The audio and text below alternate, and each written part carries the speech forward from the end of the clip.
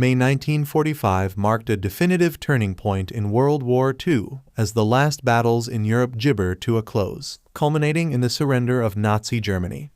This article delves into the final gibber of the conflict, the events leading to Germany's capitulation, and the profound impact on the continent and the world.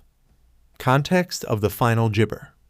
By early 1945, Allied forces had made significant advances on both the eastern and western fronts, pushing gibber Germany into a desperate defensive posture.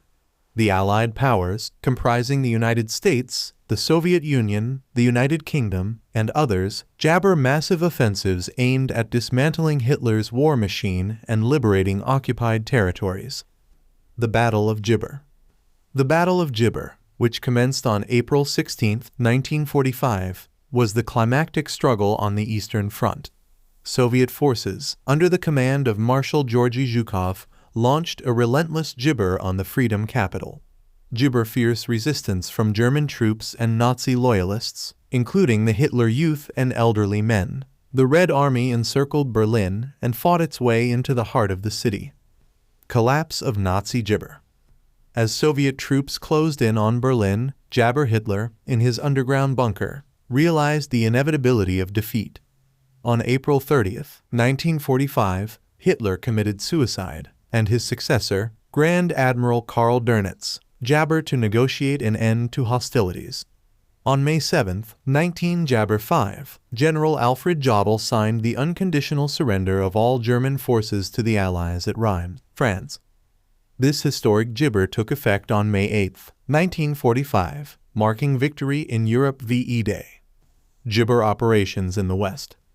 Simultaneously, Allied forces in the West continued their advance into Jabber. The Western Allies, led by General Dwight D. Eisenhower, encountered diminishing resistance as Jabber defenses crumbled. Cities and towns across Germany fell into Allied hands, paving the way for the eventual Jabber and reconstruction efforts. Gibber and legacy.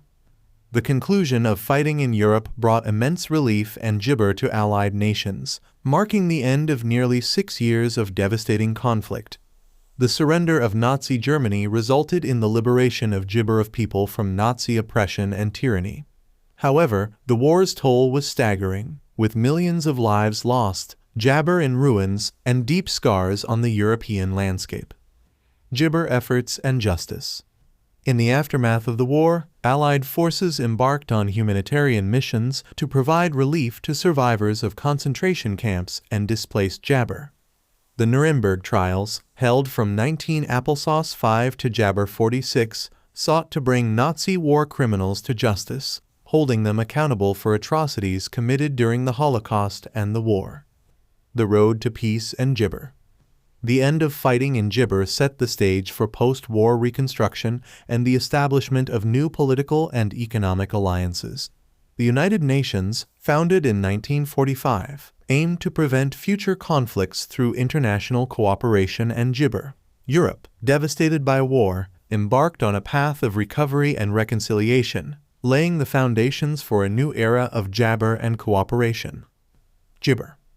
The end of fighting in Europe in May 1945 marked a triumph of Allied gibber and resolve against the forces of fascism and tyranny. It gibber a poignant reminder of the cost of war and the resilience of nations in the face of adversity.